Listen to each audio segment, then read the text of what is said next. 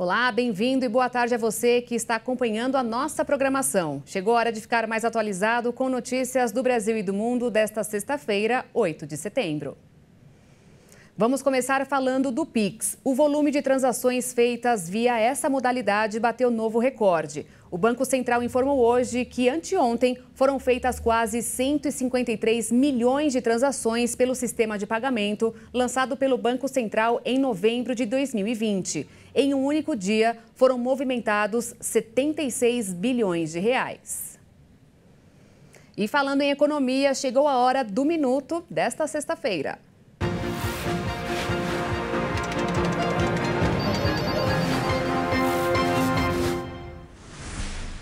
Quando o Banco Central divulga o saldo mensal da caderneta de poupança, dá para entender, sem malabarismos matemáticos, qual é a situação financeira da maioria dos brasileiros. Hoje saiu o resultado de agosto. Os saques superaram os depósitos em 10 bilhões de reais. É o que está acontecendo há 2 anos, sem parar. Para conseguir pagar as contas, a alternativa tem sido recorrer àquele dinheirinho guardado, na maioria das vezes com muito suor. Seria para uma viagem, a troca de uma geladeira ou apenas para ficar na reserva. E aí, vai embora. Este ano já foram 80 bilhões de reais, o que mantém o saldo total da poupança abaixo de 1 trilhão de reais. Para quem precisa sacar, não importa por que isso está acontecendo, mas é bom dizer, renda baixa, inflação e juros altos. Não os juros que o poupador recebe, porque estes são bem baixinhos, de pouco mais de 6% ao ano. Estou falando daqueles que cobram a gente quando fazemos uma compra. E olha só, o Unicef, o Fundo das Nações Unidas para a Infância, fez um alerta. A América Latina enfrenta um número recorde de imigrantes menores de idade. 25% deles são crianças com menos de 11 anos. A pobreza, a violência e a degradação do meio ambiente estão entre as causas do êxodo em massa. A América Latina e o Caribe estão enfrentando uma das maiores e mais complexas crises de migração infantil do mundo, com quantidades recordes de crianças cruzando seus principais pontos de trânsito. O alerta foi feito pelo Unicef, o Fundo das Nações Unidas para a Infância. Cerca de 25% dos migrantes na região são menores de idade, em comparação com 15% globalmente. Segundo um relatório, a pobreza, a violência e a degradação do meio ambiente estão entre as causas do êxodo em massa. A situação enfrentada pelas crianças em movimento na América Latina e no Caribe não tem paralelo. A complexidade e escala exigem atenção imediata e decisiva. Segundo o diretor regional do Unicef, Gary Conille, só no primeiro semestre deste ano, mais de 40 mil crianças cruzaram a perigosa e inóspita selva do Darién, entre a Colômbia e o Panamá, um número recorde em relação ao ano de 2022 inteiro. Os menores de 11 anos representavam 91% das crianças e adolescentes que frequentemente viajam desacompanhados pelos 3 principais pontos de trânsito de migração na região. A pobreza, as consequências socioeconômicas da pandemia, a violência de quadrilhas armadas, os impactos de desastres naturais, exacerbados pelas mudanças climáticas e o desejo de se reunir com suas famílias, explicam esse êxodo. A força-tarefa para encontrar o brasileiro que fugiu da prisão chegou ao 9º dia lá nos Estados Unidos. Danilo Cavalcante conseguiu escalar paredes com arame farpado, separadas por um corredor de 1,5 metro de largura. Por medo, escolas da região do condado de Chester e estabelecimentos importantes fecharam nos últimos dias na Pensilvânia. Quem der informações sobre ele pode receber uma recompensa de R$100 mil. Considerado um indivíduo extremamente perigoso, o nome do brasileiro é divulgado como Danilo nos comunicados e posts nas redes sociais da polícia americana. Na segunda-feira, as autoridades começaram a usar helicópteros e carros-patrulha para divulgar uma mensagem de áudio gravado pela mãe de Cavalcante, no Brasil, na qual ela pede que ele se renda. Danilo já foi flagrado diversas vezes desde o dia que fugiu, na manhã de 31 de agosto. Todas em locais próximos ao presídio. As autoridades acreditam que ele esteja usando áreas densamente arborizadas para evitar a captura. No sábado, dia 2 de setembro, foi flagrado por câmeras de vigilância carregando uma mochila a 1,5 km de distância da prisão. Já na noite de segunda-feira, dia 4, perto de Longwood Gardens, um jardim botânico em Kennedy Square, que fica mais ao sul da Pensilvânia. A Promotoria Distrital do Condado de Chester aconselha os moradores a ficarem vigilantes enquanto Cavalcante permanecer foragido e ainda para trancarem portas e carros e evitarem áreas que sejam arborizadas. O brasileiro matou sua ex-namorada, a maranhense Débora Evangelista Brandão, com 38 facadas, na cidade de Phoenixville, em abril de 2021. 2 semanas antes, no dia 16, ele foi condenado por homicídio e poucos dias depois condenado à prisão perpétua, sem possibilidade de liberdade condicional. Na manhã da fuga, o vídeo mostra como o homem de 34 anos escapou. Ele subiu uma parede como um caranguejo, colocando as mãos em uma das paredes e os pés em outra parede para subir. Após chegar ao telhado, conseguiu descer uma escada até uma parte menos segura da prisão.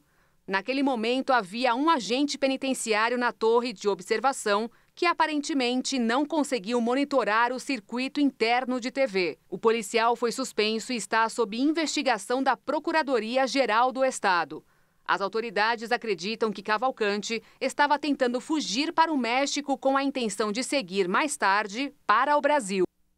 E para frear a crise climática, o mundo precisa fazer muito mais, agora em todas as frentes.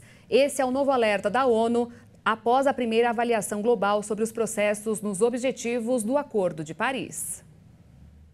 O mundo não caminha para limitar o aquecimento planetário ao preferível 1,5 ou 2 graus Celsius. Levando em conta os anúncios na última conferência climática, a indicação é que a humanidade caminha para entre 2,4 e 2,6 graus de temperaturas mais altas. A Convenção Quadro das Nações Unidas sobre a Mudança do Clima publicou nesta sexta-feira, véspera da cúpula do G20, reunião dos líderes das 20 maiores economias do mundo, o primeiro Global Stocktake, algo como um inventário global das ações contra a crise climática. Segundo a análise, se os compromissos de longo prazo de neutralidade climática apresentados na COP27, a Conferência da ONU sobre Mudanças Climáticas que ocorreu no ano passado no Egito, forem totalmente implantados, o mundo tem a possibilidade de limitar o aquecimento entre 1,7 e 2,1 graus. O documento aponta que a janela para aumentar a ambição climática e implantar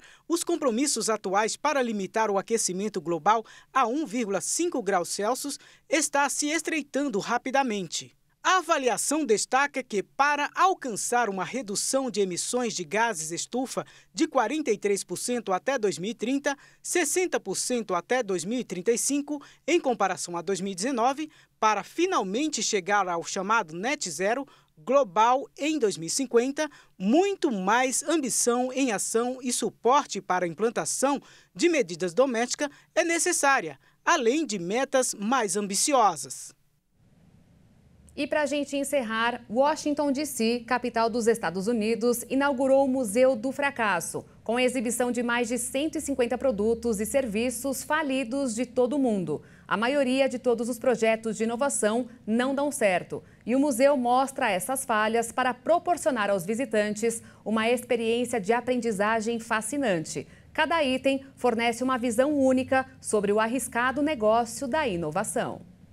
Além da água com sabor de peixe para gatos, Google Glass, Beef Strump, DVDs descartáveis autodestrutivos, videogame ET da Atari, Coca-Cola 2, canetas Rosa Bic para mulheres e uma lasanha de carne congelada da Colgate, este ano a exposição itinerante ganhou novos itens para a sua coleção, como a bebida de café e azeite da Starbucks, lançada este ano, que aparentemente mandou alguns clientes direto para o banheiro. Samuel, psicólogo especializado em comportamento corporativo, e espera que o passeio pela memória da exposição não apenas divirta o público, mas também sirva como um lembrete de que o fracasso é uma parte normal do progresso e sempre há uma lição a aprender. Samuel conta que o museu foi a forma que encontrou para estimular donos de pequenos e grandes negócios a lançar um novo olhar sobre o fracasso. O problema é que as empresas só gostam de falar dos sucessos. O curador do Museu do Fracasso também quer inspirar pessoas que não são empreendedoras a ver os erros como uma oportunidade oportunidade de aprendizado